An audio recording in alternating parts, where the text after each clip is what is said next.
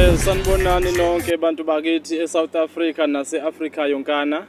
Lo onibingelelayo ke umzuvele eMfowasikhakhane. Ngokudabuka ngidabuka Olundi esigodini okuthiwa yibasamlilo okusedumaneni lapho singaphansi kolundi emahlabathini. Mr. Honorable, please take your seat.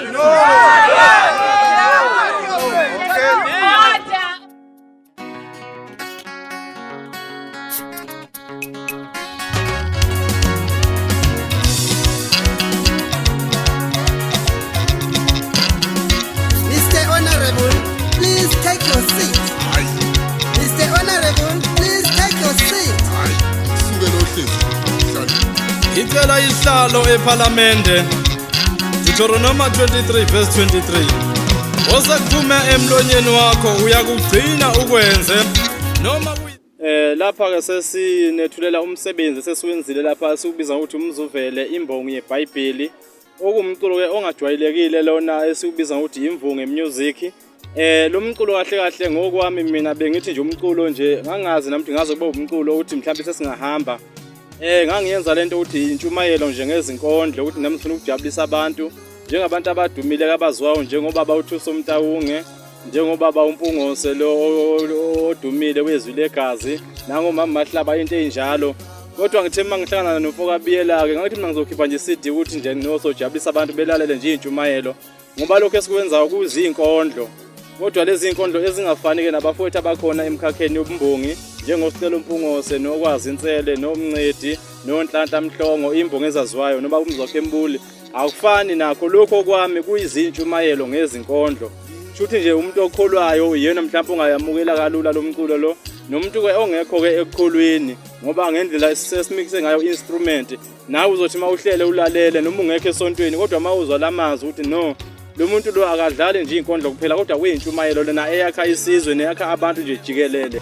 Osakuphume emlonyeni wakho uyakugcina ukwenze noma kuyisipopho sentando njengokufunga kwakho kuJehova.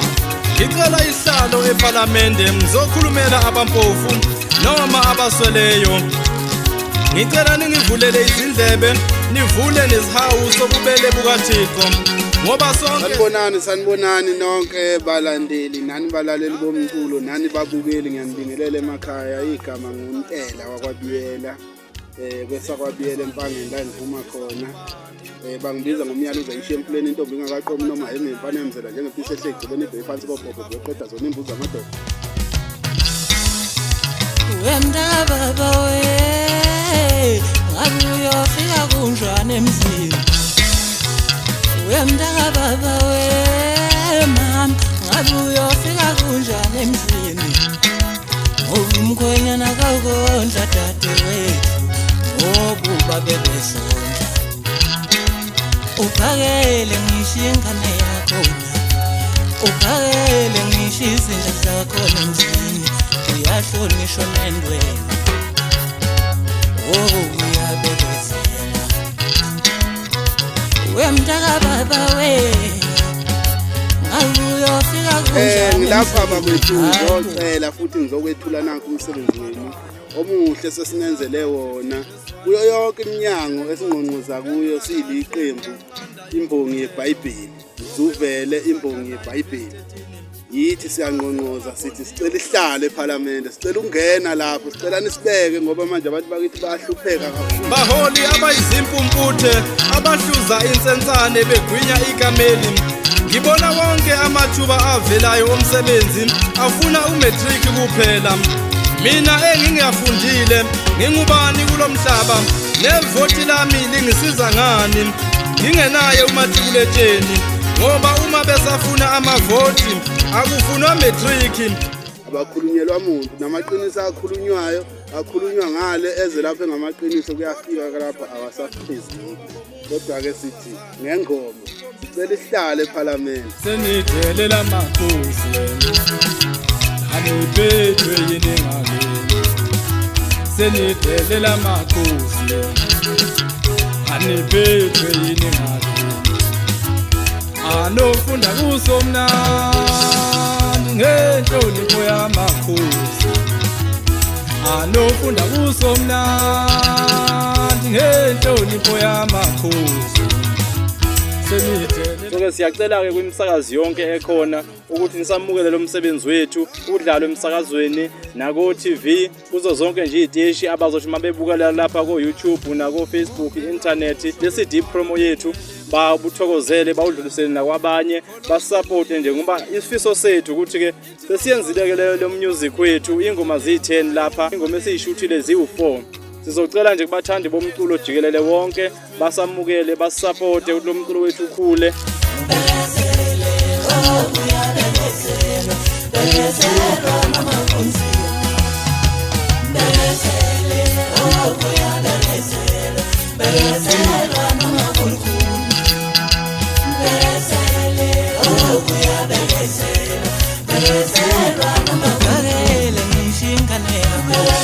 Lomculo siphethe isigqi esinjani futhi sikhuluma ngani.